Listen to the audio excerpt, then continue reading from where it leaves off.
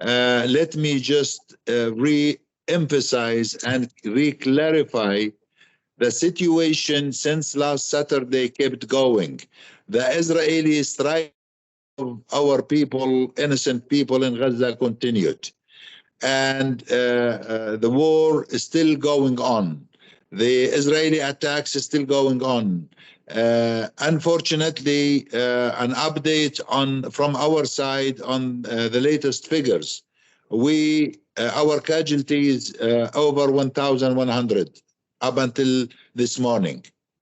We had more than 5,500 injured Palestinians.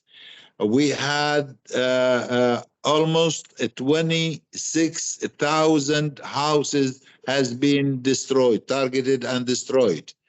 Almost 500,000 Palestinians have been homeless.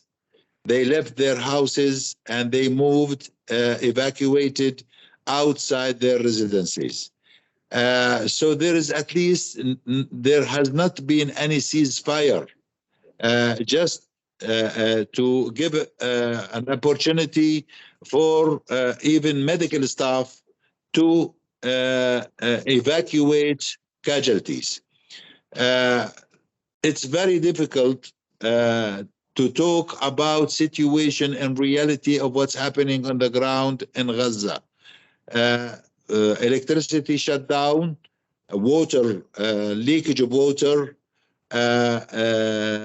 even the internet has been shut off. To communicate with Gaza, it's almost impossible. Go back to your question about the Thai, hostages. I promised the ambassador of Thailand in Kuala Lumpur when we met the day before yesterday, and I promised all those who contacted me from Thailand that from our side we will do our maximum, we will do our best to help to sort out this issue as quick as possible, as much as we can. But let me make it clear again that Gaza Strip, we had a military coup in Gaza on 2007 where Hamas took over Gaza.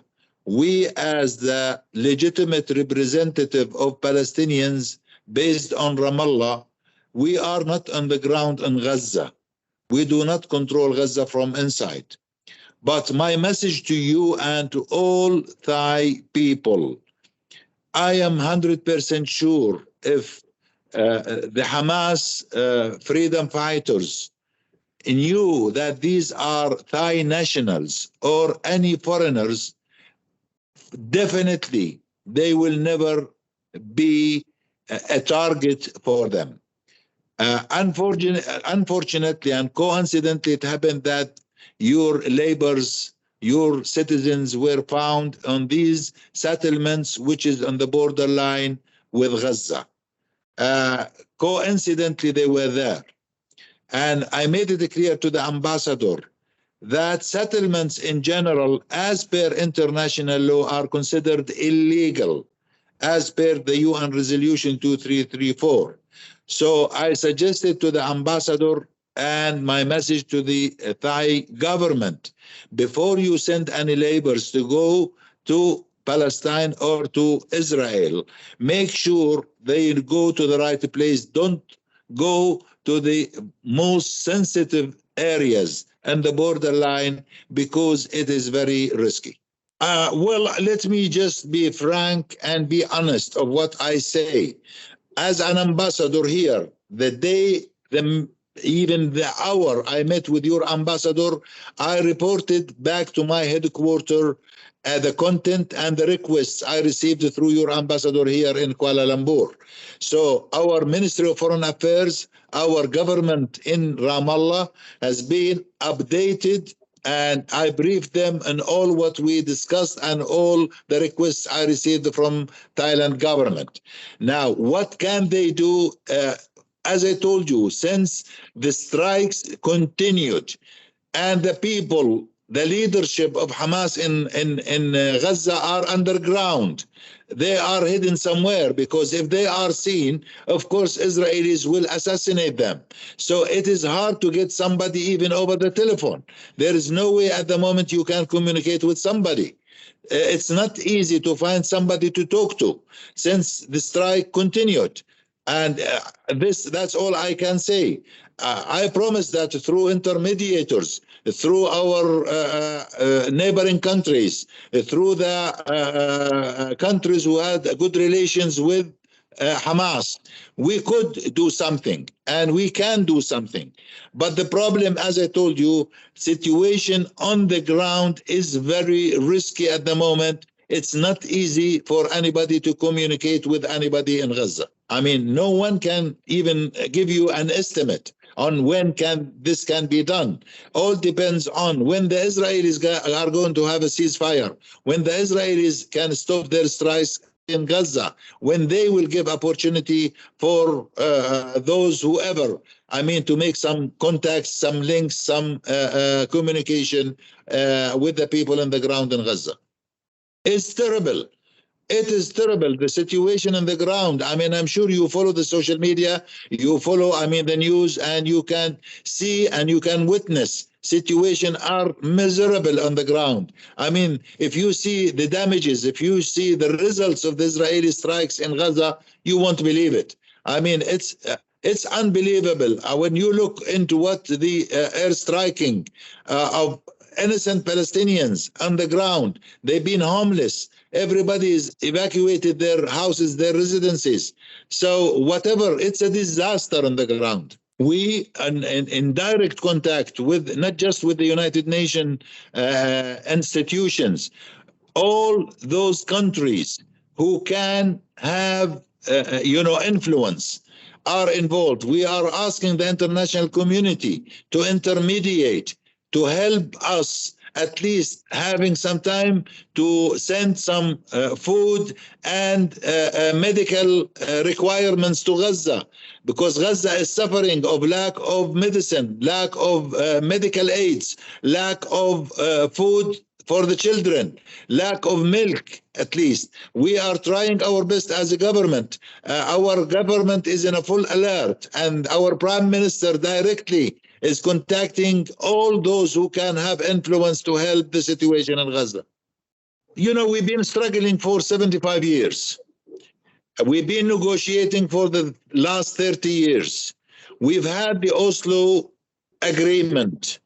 We hope that through this peace treaty with Israel, Israel will recognize our right in an independent Palestinian state similar to any other nation around the globe. Unfortunately, Israel is not in a position to have a peace agreement with the Palestinians. The unity government in Israel at the moment is the most extremist government they ever had. They are unable even to sit down and negotiate. Our president was at the United Nations General Assembly just 2 weeks ago. We asked the international community to interfere, to go back to the negotiation table. We want to go back. War is not a solution. Negotiation and peace talks is the only solution to enable our two countries to live side by side, to recognize the Palestinian rights to live in peace similar to any other nation around the globe. This is the only solution. We asking the international community, all forums, Security Council, Arab League, OIC, all groups, all of those who can, the European Union, the American administration, Russia, China, everybody to help us sit down and negotiate and reach a comprehensive peace agreement and put an end to this bleeding, put an end to this suffering, put an end, because war is definitely not the solution. We always look to Thailand to play a role, to stay at the same distance from the conflict between us and the Israelis. We want the international community as well as Thailand to be fair, to look through two eyes, not through one eye. We will look for Thailand to play a positive role to intermediate, to help Palestinians and Israelis to put an end to this suffering.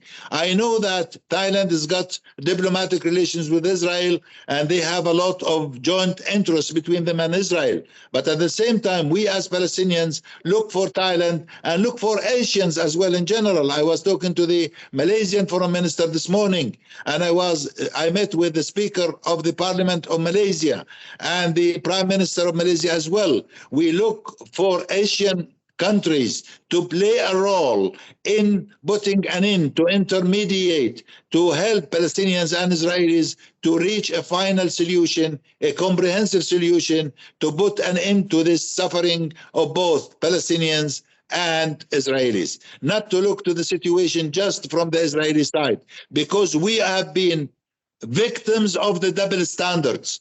If the international community were able to help Ukrainians and to provide Ukrainians with some assistance in terms of their conflict with the Russians, why international community never acted during the last 7 decades to help Palestinians? We requested international community to provide us with a protection, international protection force. Why this can't be done for Palestine to stop the bleeding between us and the Israelis?